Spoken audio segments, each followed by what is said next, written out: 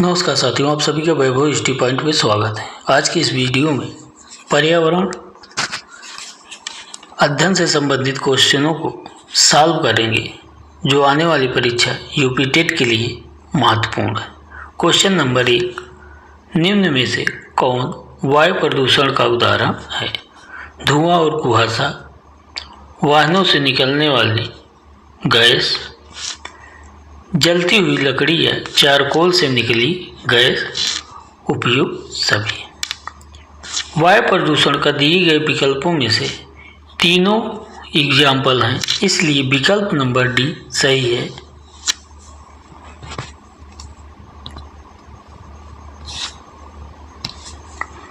निम्न में से कौन विश्व ऊष्मायन का कारण है? दिए गए विकल्पों में कौन सा विकल्प ऐसा है जो विश्व में ऊष्मा या तापमान बढ़ने का कारण है? जल प्रदूषण, मृदा प्रदूषण, वायु प्रदूषण, ध्वनि प्रदूषण। तो दिए गए विकल्पों में सी वायु प्रदूषण ऊष्मा के बढ़ने का प्रमुख कारण है। महासागर ने पृथ्वी के पृष्ठ के अधिकांश जगहों को आवृत किया हुआ है, यानी घेरा है, जो लगभग है कितना है? 3/4 भाग, 1/2 भाग, 1/4 भाग, 2/3 भाग। महासागर पृथ्वी के अधिकांश भाग को घेरा हुआ है, जो 3/4 भाग है।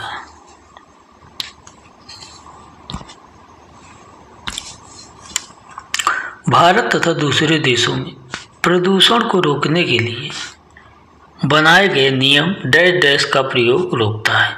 भारत तथा दूसरे देशों में पर्यावरण प्रदूषण को रोकने के लिए कौन सी चीज़ को बैन किया गया है? कागज़ के थैले को, प्लास्टिक के थैले को, नायलॉन के थैले को, चमड़े के थैले। प्रदूषण को रोकने के लिए प्लास्टिक को थैले को बैन किया गया है, इसलिए विकल्प नंबर बी सही है। हवा में उपस्थित ऑक्सीजन का प्रतिशत है लगभग। हवा में उपस्थित ऑक्सीजन का कितना प्रतिशत है? 44%, 23%, 40% या 21%। कुल हवा 100% हवा में 21% ऑक्सीजन है, इसलिए विकल्प नंबर डी सही है। परम तापमान पैमाना कौन सा है? दिए गए विकल्पों में कौन सा विकल्प ऐसा है जो परम तापमान को मापता है?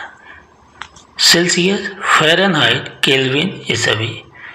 तो दिए गए विकल्पों में केल्विन परम तापमान को मापता है, इसलिए विकल्प नंबर सी सही है।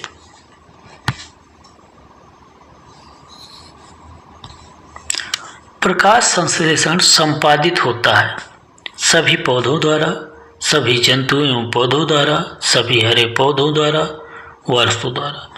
प्रकाश संश्लेषण संपादित करने के लिए क्लोरोफिल की आवश्यकता होती है, इसलिए प्रकाश संश्लेषण की क्रिया सभी हरे पौधों में संपादित होती है। विकल्प नंबर सी सही है।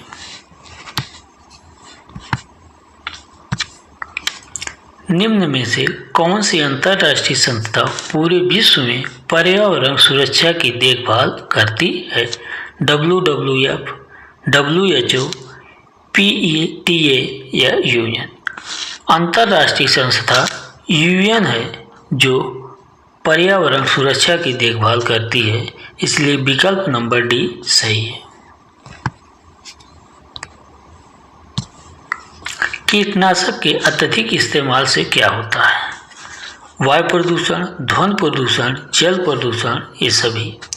तो कीटनाशक के अत्यधिक इस्तेमाल से जल प्रदूषण होता है, इसलिए विकल्प नंबर सी सही है।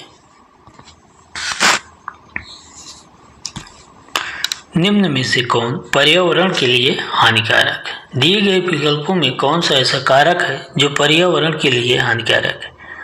कपड़ा, कागज, धातु, प्लास्टिक। पर्यावरण के लिए प्लास्टिक हानिकारक है, इसलिए विकल्प नंबर डी सही है। ध्वनि और ध्वनि तीव्रता प्रदूषण मापा जाता है। फन में, डेसी में, डेसिबल में, डेसिमल में। ध्वनि या ध्वनि प्रदूषण डेसिबल से मापा जाता है, इसलिए विकल्प नंबर सी सही है। पारिस्थितिकी तंत्र का उदाहरण है वायु, तालाब, जल, मृदा। पारिस्थितिकी तंत्र का उदाहरण तालाब है, इसलिए विकल्प नंबर बी सही है। कौन जीवी कारक नहीं है? दिए गए विकल्पों में कौन सा विकल्प ऐसा है जो जीवी कारक नहीं है?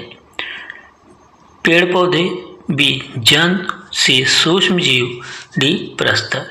दिए गए विकल्पों में प्रस्तर यानी विकल्प नंबर डी ऐसा है जो जीवी कारक नहीं है। अधिकतर पेड़ पौधे पाए जाते हैं। अधिकतर पेड़ पौधे कहाँ पर पाए जाते हैं? स्थल मंडल में, जल मंडल में, वायुमंडल में, प्रकाश मंडल। अधिकतर पेड़ पौधे स्थल मंडल में पाए जाते हैं, इसलिए विकल्प नंबर ए सही है। मृत जंतुओं पर निर्वाह करने वाले प्राणी को कहते हैं। ऐसे जंतु जो मृत जंतुओं से भोजन या निर्वाह करते हैं वो कौन से जीव होते हैं? पैरासाइट, डिकम्पोजर, स्क्वेंजर या ओमनिवोर।